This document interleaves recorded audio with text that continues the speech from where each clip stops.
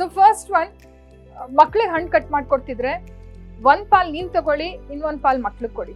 So ಏನೇ ಕೊಟ್ರು obviously, because ಮಕ್ಳಿಗೆ ನಾವು ಯಾವಾಗ್ಲೂ ಆರೋಗ್ಯಕರ ಆಹಾರನೇ ಕೊಡ್ತೀವಿ. ಸೊ ಅದ್ ಒಂದು.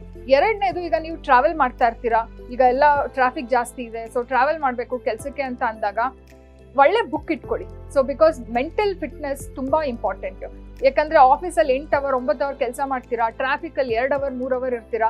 ನೀವು ಮನೆಗೆ ವಾಪಸ್ ಬಂದಾಗ ನಿಮ್ ಎನರ್ಜಿ ಲೆವೆಲ್ಸು, ನಿಮ್ ಮಕ್ಳ ಹತ್ರ ಮಾತಾಡೋ ರೀತಿ, ಈಗ ಎಷ್ಟೊಂದ್ ಜನ ಏನ್ ಮಾಡ್ತಾರೆ, ನಂಗೆ ಸುಸ್ತಾಗಿದೆ, ನಾನು ಏನು ಡಿಸ್ಟರ್ಬ್ ಮಾಡಬೇಡ ಅಂತ ಅನ್ಬಿಡ್ತಾರೆ. ಬಟ್ ನೀವು ಅದೇ ಬುಕ್ ಓದ್ಕೊಂಡ್ ಬಂದ್ರೆ, ಇಲ್ಲ ಒಳ್ಳೆ ಮಾಹಿತಿ ಕೇಳಿಸ್ಕೊಂಡ್ ಬಂದ್ರೆ, ನಿಮಗ್ ಮೆಂಟಲ್ ಫಿಟ್ನೆಸ್ ತುಂಬಾ ಚೆನ್ನಾಗಿರುತ್ತೆ. ಸೊ ಮನೆಗೆ ಬಂದು ನಿಮ್ ಮಕ್ಕಳ ಜೊತೆ ಇಲ್ಲ ಮನೆಯವ್ರ ಜೊತೆ ಚೆನ್ನಾಗಿರ್ಬೋದು. ಸೊ ಮೂರನೇದು, ಈವ್ನಿಂಗ್ ಸ್ನ್ಯಾಕ್ಸ್, ಸ್ಪೆಷಲಿ ವಿಮೆನ್ಸ್ಗೆ ಇದೇ ತುಂಬಾ ಕಷ್ಟ ಆಗೋದು. ತುಂಬಾ ಹೊಟ್ಟೆ ಹಸಿತಾ ಇರುತ್ತೆ, ಗೊತ್ತಿಲ್ಲ ಏನ್ ಮಾಡ್ಬೇಕು ಅಂತ.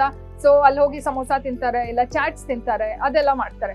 ಬಿಕಾಸ್ ಆಗಿನ ಟೈಮ್ಗೆ ಅವ್ರಿಗೆ ಏನು ಕೈಗೆ ಸಿಗಲ್ಲ, ಅದೇ ಒಂದು ದೊಡ್ಡ ಕ್ವೆಶ್ಚನ್.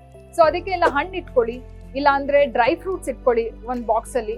ಸೊ ನಿಮ್ಗೆ ಯಾವಾಗ ಹಸುವಾಗುತ್ತೆ ಅವಾಗ ಹೆಲ್ತಿ ಫ್ಯಾಟ್ ತಗೊಂಡ್ರೆ ನಿಮ್ಗೆ ಆರೋಗ್ಯನೂ ಚೆನ್ನಾಗಿರುತ್ತೆ.